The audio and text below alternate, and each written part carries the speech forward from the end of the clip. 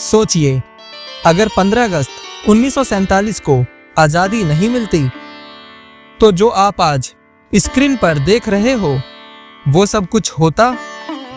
ये दिन सिर्फ एक तारीख नहीं, ये एक सपना था जिसे पूरा करने के लिए हजारों लोगों ने अपने प्राणों का बलिदान दिया।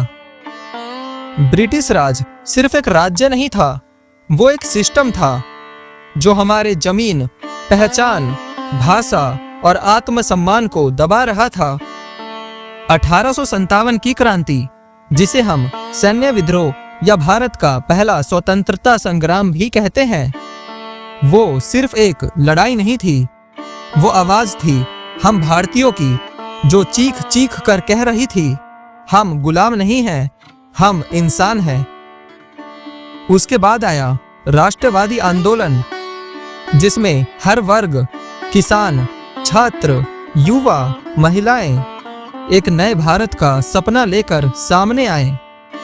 गांधी जी ने हमें बताया कि सत्य और अहिंसा की ताकत किसी भी शस्त्र से बड़ी होती है। सन 1942 में भारत छोड़ो आंदोलन चलाया गया। करो या मरो, यह सिर्फ एक शब्द नहीं था, यह निर्णय था। या तो आजादी पाएंगे या फिर मृत्यु को गले लगाएंगे, लेकिन अब गुलाम नहीं रहेंगे। बात करें एक 23 साल के युवा की, जो सिर्फ अंग्रेजों से लड़ना नहीं चाहता था, बल्कि एक नए भारत का सपना देखता था।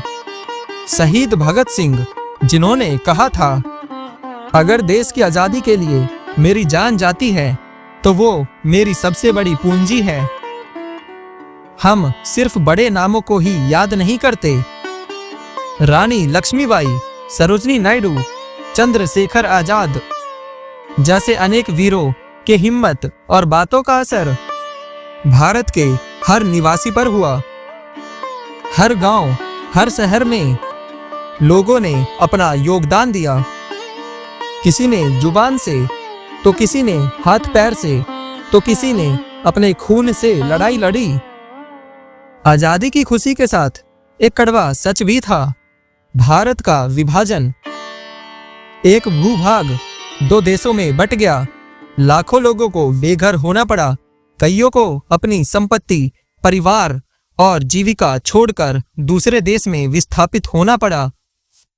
लेकिन फिर भी 15 अगस्त 1947 की आधी रात को एक नई उम्मीद का सूरज था। नेहरू जी के द्वारा भारत का झंडा फहराया गया।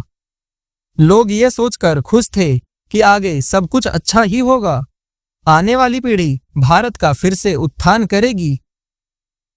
लेकिन सवाल ये है कि क्या हमने वो सपना पूरा किया? आजादी मिली, लेकिन क्या हमारी सोच और हमारी एकता आज भी वैसी ही है? हमारे पास टेक्नोलॉजी है जिसका यूज करके हम भारत को और भी ज्यादा डेवलप कर सकते हैं, लेकिन क्या हम आज उसी टेक्नोलॉजी के गुलाम नहीं बन गए हैं? ना जाने कितने लोगों ने अपनी जान दी ताकि हम आजादी से जी सकें, लेकिन हुआ क्या? हम एक गुलामी से निकलकर दूसरे गुलामी में फंस गए हैं। और ये गुलामी मानसिक स्तर पर है, हमारे ही भीतर है, जिससे लड़ना अत्यंत कठिन है। आज भारत के पास अपना संविधान है, आज भारत के पास अपनी आजादी है, लेकिन क्या वास्तव में भारत का प्रत्येक नागरिक आजाद है, या बस आजादी का ढोंग कर रहा है, जबकि वो अपने ही भीतर अपना ही गुलाम बन के बैठा है?